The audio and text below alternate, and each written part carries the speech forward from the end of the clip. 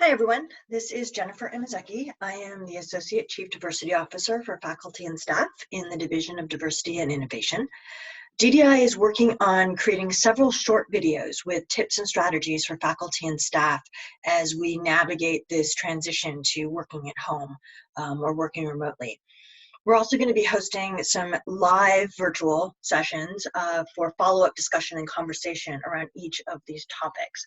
So you want to be sure to check the DDI website at diversity.sdsu.edu, where we'll have a schedule of all of those upcoming sessions, as well as links to the other videos in this series. So this video is the third in a short series that provides tips and strategies specifically around managing digital communications, particularly email. The first two focused on tools like filters and labels, stars, and templates. In this one, I want to provide some suggestions about how to put those different tools together to triage your messages as they come in, so you can keep your inbox pretty clean and avoid letting messages get buried or lost. Before we get into those suggestions, let me start by reminding folks that one of the most important strategies I think that you can employ for managing your digital communications is not to drop everything every time a new message comes in, no matter what format that message is in.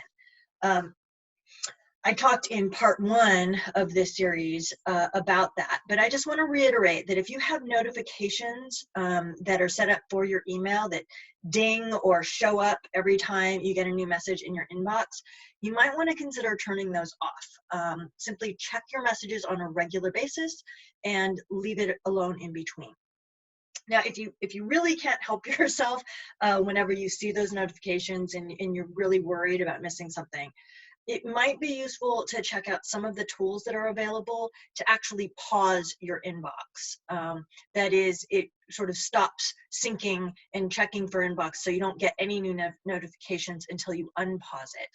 So there are links to find out more about those tools in the additional resources that are linked at the end of this presentation. So I will admit that I actually check my email relatively often, probably maybe once an hour after I get out of each meeting. But because of the way I filter my messages, the number of messages that come into my inbox stays relatively manageable, at least most of the time. And B, for the most part, the messages that do show up in my inbox are things that I really do need to interact with in some way. They're not always urgently. So when I do check my inbox, there are a few rules that I follow to quickly go through those messages and try and triage them. And here's where a lot of the tools I've discussed in the other videos come into play. So first of all, if a message, if an email doesn't actually require you to do something, then you can get rid of it quickly. If it is information that you want to come back to later, you can label it or you can star it, but then get it out of your inbox. If it's something that can be addressed very quickly, somebody's asking you a question that you know the answer to right off the top of your head, those are things I just do immediately. Hit reply, answer them, and again, archive the message when you're done so it gets out of your inbox. One issue I will say about doing that, about responding to stuff that can be done quickly, is depending on who you're communicating with, sending something off right now could end up with another email ending up right in your inbox immediately.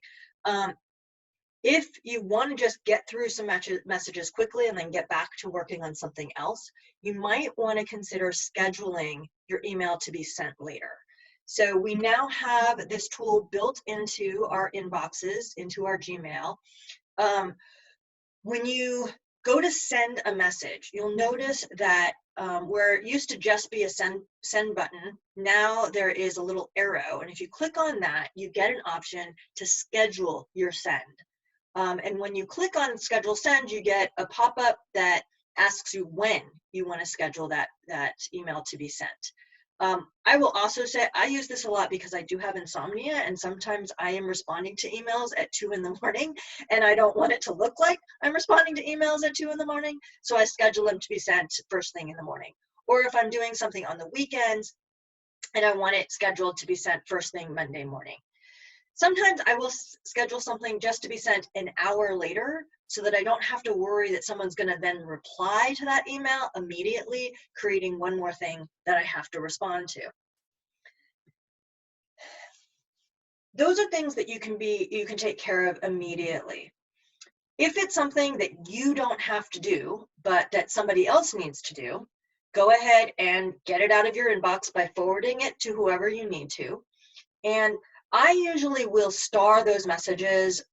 Sometimes, as I mentioned in the second video in this series, I use different stars for different things. So I might star it with a different color or a question mark, and that is a reminder to me to go back and follow up later to make sure that whoever I delegated it to actually did whatever it was they needed to do with it.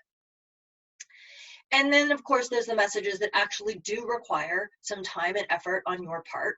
If it's going to take more than a minute or two to respond, if it's something I really need to think about or I have to look something up, then what I try to do is I label it so I know what it's regarding. Sometimes I star it. If it's something that I'm just going to leave in my inbox, I'll give it a yellow star. If it's something that I need to find out more about, I put a question mark on it.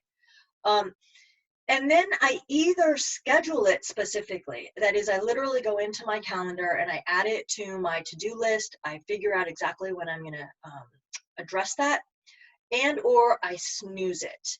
And snoozing can be really useful for having an email come back to you at the time that you need the information that's in that email.